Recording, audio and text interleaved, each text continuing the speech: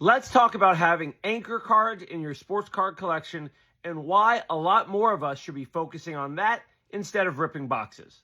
Big shout out to the Thousand Card Project, an outstanding podcast and a channel you should be following, who spoke about this recently in one of their TikToks, and I wanted to build on it a little more. Anchor cards are the cards in your collection that time and time again you want to pull out and look at. These are the cards that you show people when they ask what your favorite cards in your collection are. These are cards that have stories behind them and you are emotionally attached to because of a player, a memory, a specific game, or whatever else it is. Let me show you some of mine. First up is a card that I got for $99 before Bobby Witt Jr. made it to the major leagues.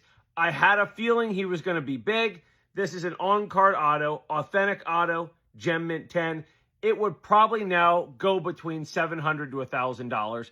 But regardless of anything else, I will never sell this card.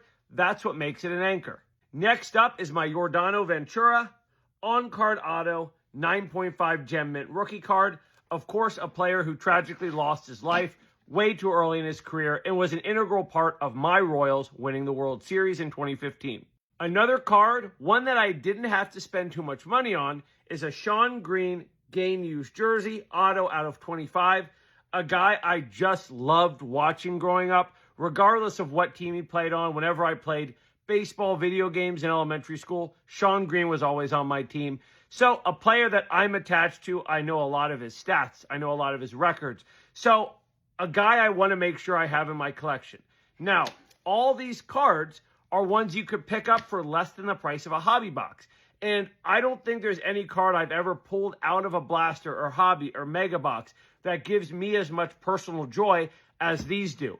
Of course, as long as I've been collecting, there are plenty more behind me. And I think it's critical to build up your collection with those kind of cards instead of just always ripping boxes trying to find things. Because any card you hit in a hobby box, even if it's a great hit that you can sell online, not always going to be one of a player or team you care about.